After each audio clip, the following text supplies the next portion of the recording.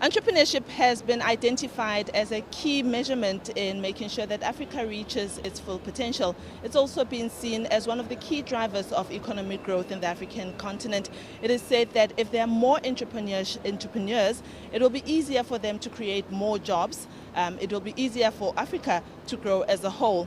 This is why the Awele Elumelu Foundation has come up with a program that supports entrepreneurs. About 1,000 entrepreneurs are gathered here in Lagos, Nigeria for 2 days.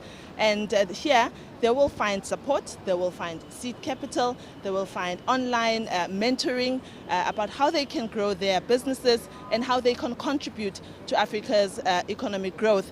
But for more on what this program is and why it's important, who are the entrepreneurs that are being supported, I'm joined by Dr. Awele Elumelu. She is the trustee of the foundation and also the wife to the founder of the foundation. Dr. Elumelu, thank you very much for your time.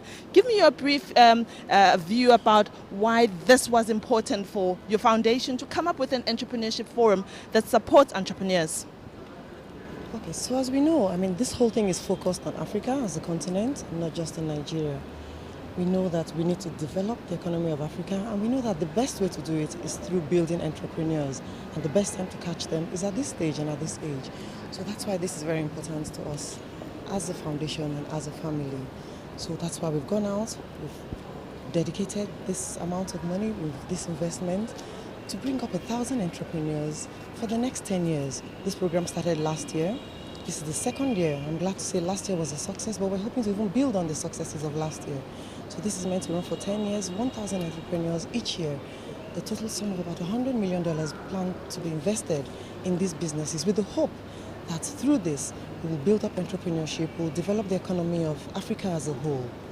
Last year, you started this initiative. Tell me about what progress you've seen from last year's entrepreneurs who attended here and who have received support as well as seed capital from your foundation. This even starts from the application process. So last year we had over 1,000 applicants. This year we had over 3,000 applicants, all from 54 countries of Africa. We're very impressed with that. We're very pleased with that. And also we've had even the females, we've had more females. Last year we had about 20-25% females. This year it's up to 36% of females in the entrepreneurship program. So we're very pleased with that. We're seeing more people interested, we're seeing more females interested. It's actually getting more difficult to select the applicants because you can see the effort people go into making these applications, putting together their business plans. So all in all, we're seeing a lot of progress. You speak about female entrepreneurs.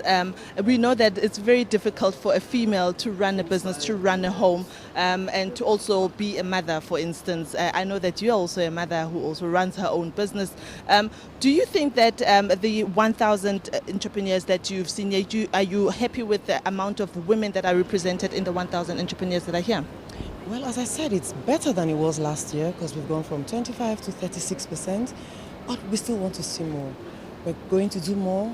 We're going to do more of what we've done this year, try and encourage the females more. We're hoping to get to a stage where we have a 50-50 balance between the males and the females. You spoke during your address about being an alumni here, and that it's important for people to branch out and to stretch. I want to know about the entrepreneurs that were here last year. What kind of progress have you seen from them this year, 12 months later? Well, good thing is we've set up an elaborate alumni program. We have someone who manages this program. There's a lot of data that's coming from the program. We're monitoring them closely. They've improved their business. We're monitoring their businesses, making sure they're doing what they plan to do with the seed capital. And so I can say that a lot of them have made progress and are making good use of the seed capital they've been given. The issue of the seed capital is probably the one thing that makes people want to come here because, it's very difficult to get funding as an entrepreneur. How much seed capital and how do you determine which business gets what and how much? So the seed capital is a total of $10,000 given in two batches, $5,000 at the first instance and then another $5,000. And how is this determined? We have the professional company, we have Accenture Group, who sit down professionally and analyze all the plans and all the applications, and they've come up with a really structured plan on how to assess it. So it's not one person just sits down and decides, oh, I like this application or I don't like this. They have a whole process, the Accenture, that they've put in place, a whole panel that sits down and discusses, and these candidates have to meet certain criteria to be able to access these funds. Are you prioritizing particular sectors in terms of who you are giving more attention to? It's diverse.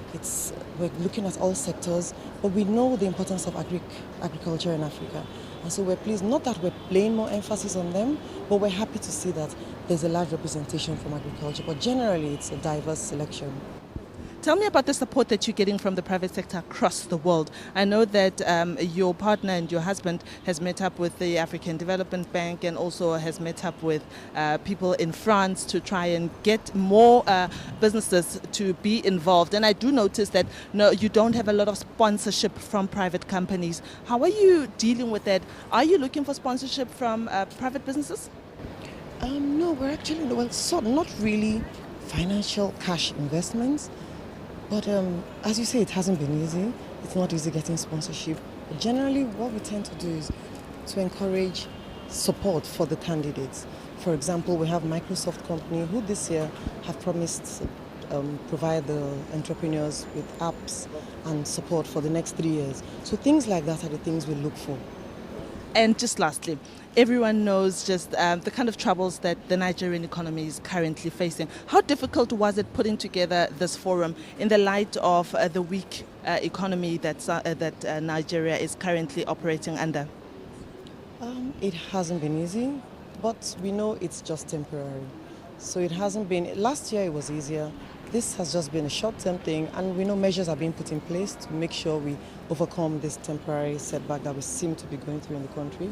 And so even though it wasn't as easy as it was last year, because we know that things are being done, we know that things will improve, and we were able to thankfully put this together this year. Dr. Elumelu, thank you very much for making time to speak to us. Thank you very much. That was Dr. Elumelu. She's the trustee of the Elumelu Foundation, and she spoke to us about representation of females in the entrepreneurship sector.